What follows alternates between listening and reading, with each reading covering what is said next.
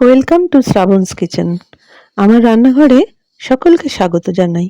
আজকে আমি দেখাচ্ছি পটল পোস্ত।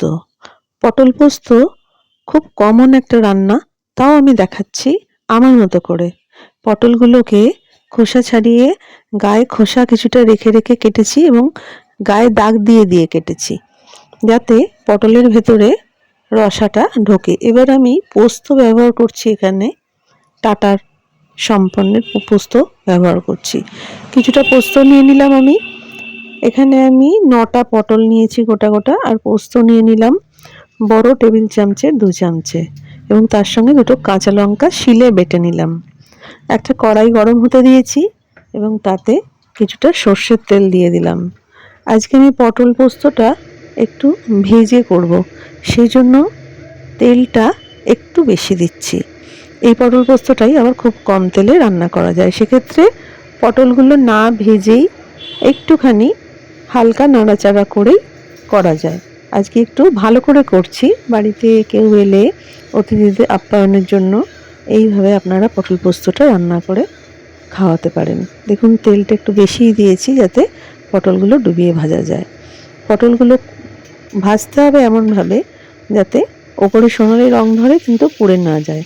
এখন গরম হয়ে যাওয়ার পর তেলটা আঁচটা কমিয়ে দিয়ে আমি পটলগুলো ছেড়ে দিচ্ছি, এবং পটলগুলো আগে থেকে কেটে আমি নুন মাখিয়ে বেশ 10-15 মিনিট ঢাকা দিয়ে রেখেছিলাম। পটলের গায়ে দাগ দেওয়া আছে, তাহলে নুনটাও ভালো বসবে। এবার যেহেতু নুন দেওয়া আছে, তাহলে পটলগুলো তেলে ছাড়ার পরে খুব জল ছিটকায় আর কি, তো সেই জন্য গায়ে যাতে না লাগে সেই জন্য আমি ঢাকা দিয়ে দিয়েছিলাম। এবার দেখুন, ঢাকাটা খুলে কিছুক্ষণ হয়ে যাওয়ার পরে এক পিঠ করে হয়ে গেছে। এরকম করে পটলগুলো এদিক ওদিক ঘুরিয়ে ঘুরিয়ে সমস্ত হালকা সোনালি রং করে ভেজে নেব। কিন্তু পটলগুলো বন্ধুরা পুড়িয়ে ফেলবেন না, পুড়ে গেলে কিন্তু খেতে ভালো হবে না, একটু শক্ত মতন হয়ে যাবে। এবার দেখুন, এইভাবে পটলগুলোকে ভেজে নিয়ে আমি পোস্ত বাটাটা দিয়ে রান্না করব। কাঁচা লঙ্কা পোস্ত বাটা, এখানে কিন্তু অনেকে সর্ষেও যোগ করে। আমি আজকে শুধুই পটল পোস্ত করে দেখাচ্ছি। এই বৈশাখ মাসে এখন খুব সুন্দর পটল বাজারে এসছে, খুব সুন্দর কচি পটল। তো আজকে ভাবলাম আপনাদের সঙ্গে পটল পোস্ত রান্নাটা শেয়ার করি। এইবারে দেখুন, পটলগুলো অনেকটাই ভাজা হয়ে গিয়েছে। এরপরে এটাকে একটু দেখে নিচ্ছি, কোথাও যদি একটুখানি কম ভাজা হয়ে গিয়ে থাকে সেটা দেখে নিয়ে মোটামুটি পটলগুলোকে আপনারা তুলে ফেলবেন। পটলগুলোকে তুলে ফেলার পরে কিছুটা তেল বেশি ছিল, সেই তেলটা আমি তুলে রেখে দিলাম, কারণ ওই পোড়া তেলটা বেশি না দেওয়াই ভালো, রঙটা তাহলে কালো হয়ে যাবে। এবং তার মধ্যে আমি দিয়ে দিলাম কালো জিরে, হাফ টিস্পুন মতন কালো জিরে হাতে ঘষে দিয়ে দিলাম। আর এই যে পটলটা কাঁচা লঙ্কা দিয়ে বেটে রেখেছিলাম, পোস্তটা কাঁচা লঙ্কা দিয়ে বেটে রেখেছিলাম, সেই পোস্ত বাটাটা দিয়ে দিলাম। পোস্ত বাটাটা দিয়ে যখন আমি কষছি, তখন ওই আঁচটাকে কমিয়ে রাখতে হবে, অর্থাৎ ফ্লেমটাকে কমিয়ে রাখতে হবে, এবং ভালো করে কম আঁচের মধ্যে কষিয়ে নিয়ে সামান্য একটু জল দেবো। এই কারণে একটু কষা হয়ে গিয়ে শুকনো হয়ে গেল, এবং এই পোস্ত বাটাটা তুলেছিলাম সেই বাটি ধোয়া জলটাও দিয়ে দিলাম। দেখুন, এটা খুব সুন্দর খেতে হয় এবং একটু ঝাল ঝাল হলে ভালো হয়। আর ঘটি বাড়ি রান্নাতে সব জায়গায় একটু মিষ্টি পড়ে, সেই জন্য সামান্য একটুখানি মিষ্টি দিয়েছি। এটা আপনারা চাইলে মিষ্টিটা স্কিপ করতে পারেন, তাহলেও কিন্তু খেতে বেশ ভালো হয়। কেউ চাইলে ওপর থেকে কাঁচা লঙ্কা চিড়ে দিয়ে দিতে পারেন। এবার দেখুন, এই পটলগুলো দিয়ে একটু কষিয়ে নিলাম।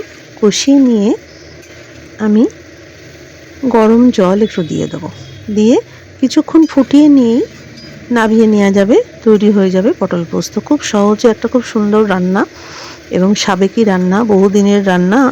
বাঙালিদের ভাতের পাতে বিশেষ করে খেতে ভালো লাগে, রুটি দিয়েও অনেকে খান। এই রান্নাটা আপনারা করে দেখবেন কেমন লাগে। যে সমস্ত বন্ধুরা অনেক দিন ধরে আমার পাশে রয়েছেন, আমার সঙ্গে রয়েছেন, এবং নতুন নতুন বন্ধুরা এই চ্যানেলে যোগ দিয়েছেন, আমার রান্না দেখছেন, ভালো লাগছে, তাদের সবাইকে অনেক অনেক আন্তরিক শুভেচ্ছা জানাই। দেখুন, এবার হয়ে গেল। কিছুক্ষণ ফোটানোর পরে পটলগুলোকে একটু চেক করে নেবো, আর টেস্টটা একটু চেক করে নেবো। যে একটু নুন লাগবে কি ঝাল লাগবে। এখানে আমি দেখছি একটু সামান্য নুন ঝাল লাগবে, তো আমার কাঁচা লঙ্কা বাটা করা আছে ফ্রিজে, সেখান থেকে আমি একটু কাঁচা লঙ্কা বাটা দিয়ে দিচ্ছি, সামান্য নুন দিয়ে দিচ্ছি, আর একটু তো চিনি যোগ করছি সামান্য, সেটা টেস্টের জন্য, যেন মিষ্টি মিষ্টি না হয়ে যায়, সামান্য একটু টেস্ট একটা ব্যালেন্স করার জন্য ছোট একটা চামচে করে চিনি, টিস্পুনের হাফ টিস্পুন এরকম। দেখুন পটল রান্নাটা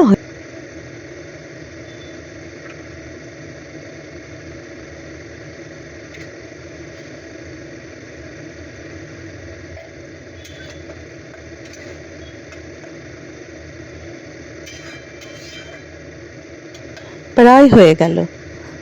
এবারে আমি যেটা করব সেটা হচ্ছে উপর থেকে একটু কাঁচা সর্ষের তেল যোগ করে দেবো। এই কাঁচা সর্ষের তেলটা যোগ করার ফলে পটল পোস্তটা খুব সুন্দর খেতে হয়ে যাবে।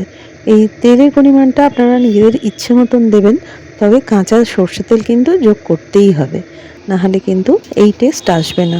আমি এখানে 1 টেবিল স্পুন ভর্তি কাঁচা সর্ষের তেল পটল পোস্ততে যোগ করে দিলাম।